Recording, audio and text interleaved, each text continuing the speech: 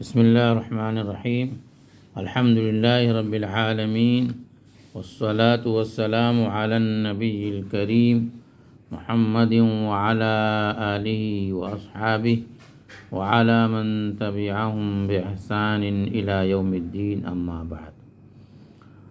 Sharjah اوقاف کی طرف سے جاری کردہ کیلنڈر میں جو جمعرات اور جمعہ، الخمیس اور جمعہ، تو ان دونوں تاریخوں میں جو پیغامات ہیں کافی مختصر ہیں، تو اس لیے میں نے سوچا کہ دونوں کو ایک ساتھ بیان کر دیا جائے، کیونکہ وہ دونوں مختصر ہیں، تو اس لیے انشاءاللہ دونوں کا ذکر ایک ساتھ کریں گے۔ الخمیس جو جمعرات کا دن تھا، اس میں تاریخ تھی 7 شعبان اور 1446 ہجری، مطابق 6 فروری 2025 عیسوی، اور اس میں جو عنوان تھا الحث علی صلاۃ الوتر، الحث علی صلاۃ الوتر، وتر کی نماز پر ابھارنا، یعنی وتر کی نماز پڑھنے کی ترغیب دینا۔ اس کے تحت جو حدیث ہے وہ ہے عن علی بن ابی طالب رضی اللہ عنہ ان رسول اللہ صلی اللہ علیہ وسلم قال، حضرت علی بن ابی طالب رضی اللہ تعالیٰ عنہ سے مروی ہے کہ رسول اللہ صلی اللہ علیہ وسلم نے ارشاد فرمایا، ان اللہ وتر یحب الوتر، بے شک اللہ تعالیٰ طاق ہے، وتر کے معنی فرد، طاق ہے، یحب الوتر، اور وہ طاق کو پسند کرتا ہے۔ عدد جو ہے 2 طرح کی ہوتی ہیں، ایک ہوتی ہے وتر اور ایک ہے شفع۔ تو شفع کے معنی وہ ہیں جو 2 ہوں، جوڑا جوڑا ہوں، اور وتر کے معنی جو اکیلے ہوں، تنہا ہوں۔ اس لیے سورہ فجر میں بھی اللہ نے جو قسم کھائی ہے، فرمایا والفجر ولیال عشر والشفع والوتر، شفع یعنی ان عدد کی قسم جو جوڑا جوڑا ہیں، شفع ہیں، اور والشفع والوتر، اور وتر، اور جو طاق ہیں یعنی جو اکیلی ہیں۔ تو فرمایا کہ ان اللہ وتر، بے شک اللہ تعالیٰ وتر ہے، یعنی طاق ہے، ایک ہے نا، فرد الاحد الصمد، وہ ایک ہے، اکیلا ہے، یحب الوتر، اور وہ وتر کو پسند کرتا ہے، یعنی طاق کو پسند کرتا ہے۔ اسی لیے زیادہ تر شریعت میں بہت سی اکثر چیزیں جو ہیں وہ طاق ہیں، جو مطلوب ہیں وہ طاق ہیں۔ مثال کے طور پر ابھی 5 نمازیں ہی کو لے لی، نمازیں جو ہیں وہ 5 ہیں، تو 5 بھی جو ہے وہ وتر ہیں، کیونکہ وہ جوڑا جوڑا، اگر جوڑا ہوتا ہے 2 جوڑا مطلب 2 4 6 8، ان کو جوڑا جوڑا کہتے ہیں۔ اب 1 3 5 7 یہ سب وتر کہلاتے ہیں، تو نمازیں بھی 5 ہیں۔ اسی طرح جو طواف کیا جاتا ہے، تو طواف میں جو ہے اس میں بھی 7 چکر ہوتے ہیں، تو 7 چکر جو ہے وہ بھی وتر ہیں، ہے نا۔ اسی طرح وضو جو اعضاء جو دھونے کا حکم ہے وہ ہے کہ 3 بار دھوئے جائیں، 3 بار، تو 3 جو ہے وہ بھی طاق ہے۔ تو اکثر چیزیں دیکھیں گے تو وہ وتر ہی ہیں۔ تو پھر فرمایا فاوتروا یا اہل القرآن، اے اہل قرآن، اے قرآن والو، وتر پڑھا کرو، وتر پڑھا کرو۔ مراد یہ ہے کہ رات میں جب نماز پڑھو تہجد کی، اور اس میں جب قرآن پڑھو تو اس کے بعد وتر کیا کرو، یعنی 1 رکعت کے ذریعے سے اس کو کیا کر لیا کرو، وتر بنا لیا کرو۔ اب وہ 1 رکعت یعنی آخری جو رکعت ہو وہ وتر ہو۔ مثال کے طور پر اگر تم نے تہجد کی نماز 6 پڑھ لی تو پھر 1 رکعت ملا کے اس کو 7 کر لو، یا مثال کے طور پر تم نے اب 4 پڑھ لی 2 کر کے، کیونکہ مستحب ہے تہجد کی نماز 2 کر کے پڑھی جائے۔ تو اب مثال کے طور پر 2 رکعت پڑھی، پھر 2 رکعت 4 ہو گئیں، تو اب 3 ایک ساتھ پڑھ لو، 3 رکعت کے ذریعے سے وتر کر لو۔ یا جو حضرات کہتے ہیں کہ 1 رکعت بھی الگ سے پڑھی جا سکتی ہے، تو ان کے نزدیک 1 رکعت الگ سے پڑھ سکتے ہیں۔ مثال کے طور پر 2 رکعت پڑھ کے پھر 1 رکعت پڑھ لو۔ تو مطلب یہ ہے کہ وتر پڑھا کرو، یعنی آخری جو نماز ہے وہ وتر کر لیا کرو۔ اب اس میں یا تو 2 سلام کے ساتھ، یعنی 2 رکعت پڑھو پھر 1 رکعت، تو یہ ہو گئی 2 سلام کے ساتھ، اور ایک ہے کہ 3 رکعتیں 1 سلام کے ساتھ۔ اب اس میں جو ہے اختلاف ہے کہ 2 رکعت کے بعد وہ بیٹھتا ہے تشہد پڑھے یا نہ پڑھے، تو بعض حضرات کے نزدیک یہ ہے کہ وہ بیچ میں بیٹھے ہی نہ، تاکہ وہ مغرب کے مشابہ نہ ہو، کیونکہ آپ صلی اللہ علیہ وسلم نے کہا کہ وتر کی نماز کو مغرب کی طرح نہ پڑھو۔ لیکن احناف کے یہاں جو ہے 2 رکعت کے بعد بیٹھ کر تشہد پڑھا جاتا ہے، پھر کھڑے ہو کر کے پھر آخر رکعت پڑھی جاتی ہے۔ اور ان کا کہنا یہ کہ مغرب کے مشابہ نہیں ہے۔ کیوں مغرب کے مشابہ؟ اس لیے نہیں ہے کیونکہ مغرب کی نماز میں تینوں رکعتوں میں سورت نہیں ملائی جاتی، بلکہ 2 رکعت میں فاتحہ کے ساتھ سورت ملائی جاتی ہے اور آخر میں نہیں ملائی جاتی۔ اور یہاں پر جو ہے جہاں پر تینوں رکعتوں میں باقاعدہ سورہ فاتحہ کے ساتھ پڑھی جاتی ہے، سورت بھی ملائی جاتی ہے۔ اور اسی طرح سے یہ بنیادی فرق ہے کہ اس کے اندر جو ہے، اور مغرب کی نماز میں پہلی 2 رکعتوں میں جو ہے فاتحہ کے ساتھ سورت ملائی جاتی ہے اور آخر میں صرف فاتحہ پڑھی جاتی ہے۔ بہر وہ اختلافی مسئلہ ہے۔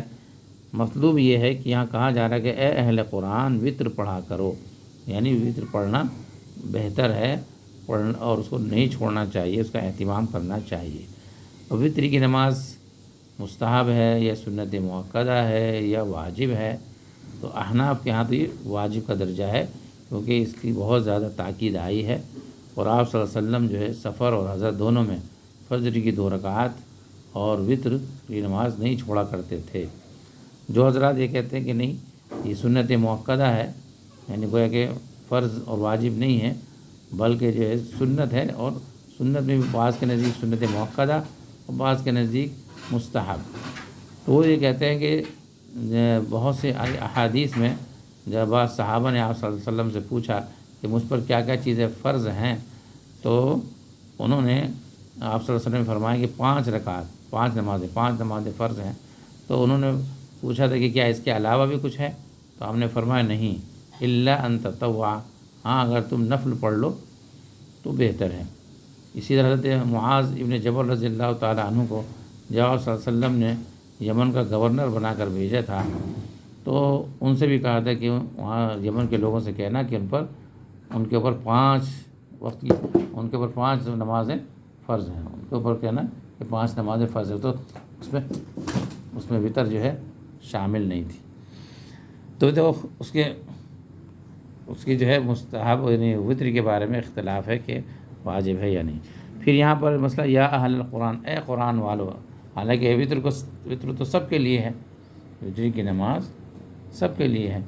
تو اس سے لباس نے کہا کہ اہل قرآن سے مراد عام ایمان والے ہیں، اس سے مراد عام ایمان والے ہیں، اور کیونکہ جتنے بھی ایمان والے ہیں سب قرآن پر ایمان رکھتے ہیں، تو اہل قرآن سے مراد عام ایمان والے ہیں۔ بعض نے کہا کہ یہاں پر اہل قرآن کو خاص اس لیے کیا گیا کیونکہ جو قرآن حفاظ ہوتے ہیں، قراء ہوتے ہیں، وہ خاص طور پر رات کو نماز پڑھتے ہیں، اس میں قرآن پڑھتے ہیں، تو اس لیے خاص طور پر ان کو ذکر کیا گیا ہے۔ یہ اس میں ان کی اہمیت، ان کے شرف کو بتانا ہے، لیکن اس سے مراد جو ہے سبھی ایمان والے ہیں۔ تو یہ حدیث جو کس میں ابو داؤد شریف میں حدیث نمبر ہے 1416 اور ترمذی میں حدیث نمبر 453۔ تو یہ تو تھا جو الخمیس جمعرات کے دن، اور جمعہ کے دن جو تھا جمعہ، اور تاریخ تھی 8 شعبان 1446 ہجری مطابق 7 فروری 2025 عیسوی۔ اس میں جو عنوان ہے اس کا عنوان ہے الصاحب الباقی، باقی رہنے والا دوست، ساتھی۔ صاحب کے معنی ساتھی اور باقی کے معنی باقی رہنے والے، ساتھ میں جانے والا۔ اس کے تحت جو حدیث ہے اس میں ہے قال رسول اللہ صلی اللہ علیہ وسلم، رسول اللہ صلی اللہ علیہ وسلم نے ارشاد فرمایا یتبع المیت ثلاثۃ، میت کے پیچھے پیچھے 3 چیزیں جاتی ہیں، یعنی جب میت کا جنازہ جاتا ہے، قبرستان پہنچتا ہے، جاتا ہے، تو اس کے ساتھ ساتھ 3 چیزیں جاتی ہیں۔ فیرجع اثنان، اس میں 2 چیزیں واپس آ جاتی ہیں، 2 جو ساتھی ہیں وہ واپس آ جاتے ہیں۔ ویبقى معه واحد، اور ایک ساتھی ایسا ہے جو اس کے ساتھ رہ جاتا ہے۔ یتبعہ اہلہ ومالہ وعملہ، اس کے ساتھ اس کے پیچھے اس کے گھر والے جاتے ہیں، اہلہ یعنی گھر والے، اس کے خاندان والے، رشتہ دار، یہ سب اس میں آ گئے۔ ومالہ، اس کا مال بھی ساتھ جاتا ہے، مال ساتھ جاتا ہے یعنی ایک طرح سے سمجھو اس کا تو حالانکہ مال تو گھر پہ رہ گیا، لیکن ایک تصور کرنے کے لیے کہ بھئی مال بھی سمجھو اس کے ساتھ ساتھ گیا۔ وعملہ، اور اس کا جو عمل ہے وہ بھی ساتھ ساتھ گئے، تو تین تو ساتھ ساتھ جاتے ہیں قبرستان تک۔ فیرجع اہلہ ومالہ، تو اس کے جو گھر والے ہیں، رشتہ دار ہیں، اور جو اس کا مال ہے واپس آ جاتے ہیں، یعنی جو اس کا مال، اس کے گھر والے، وہ سب وہیں دنیا میں رہ جاتے ہیں، اس کے ساتھ نہیں جاتے ہیں۔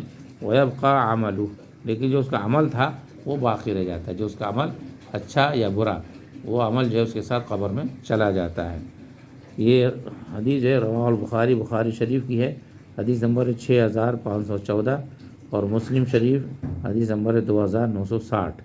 تو اس میں یہ سبق ہے کہ انسان کے زندگی میں بھی، دنیا میں بھی عام طور پر یہ ساتھ رہتے ہیں، کون؟ اس کے گھر والے، اس کا مال، اس کا عمل، اور یہ تینوں چیزیں کہاں تک جاتی ہیں؟ قبرستان تک تو رہتی ہیں، قبر میں داخل ہونے سے پہلے پہلے، لیکن جب وہ قبر میں داخل ہوتا ہے تو صرف اور صرف اس کا عمل رہ جاتا ہے، باقی چیزیں دنیا میں رہ جاتی ہیں۔ اب یہ انسان کو سوچنا ہے کہ جو چیز ہمیشہ رہنے والی ہے اس کے لیے زیادہ محنت کرنی ہے، یا جو چیزیں واپس آ جاتی ہیں اس کے لیے رہنی ہے۔ ہاں، تو دنیا میں جو چیزیں واپس آ جاتی ہیں اس کے ساتھ قبر میں نہیں جاتی، وہ اس کے رشتہ دار اور گھر والے ہیں، اور جو مال جو ہے، مال بھی جو واپس آ جاتا ہے وہ بھی اس کے ساتھ نہیں جاتا، لیکن جو قبر سے لے کے آخرت تک، بلکہ آخری منزل تک جو اس کے ساتھ رہتا ہے اس کا عمل ہے۔ اس لیے انسان کو عمل پر زیادہ توجہ دینی ہے، جو چیز اس کا ساتھ دینے والے ہیں ہمیشہ ہمیشہ کے لیے۔ اب اگر وہ ساتھی اچھا ہوا، نیک عمل ہوا، تو اس کے لیے آرام ہی آرام ہے، اور اگر خدا نخواستہ برا عمل ہوا تو اس کے لیے وبال ہی وبال ہے۔ تو اس حدیث میں سبق دیا گیا ہے کہ انسان کو اپنے اعمال کی فکر کرنی چاہیے۔ ٹھیک، ھذا وصلی اللہ علی نبینا محمد وعلی آلہ وصحبہ وسلم۔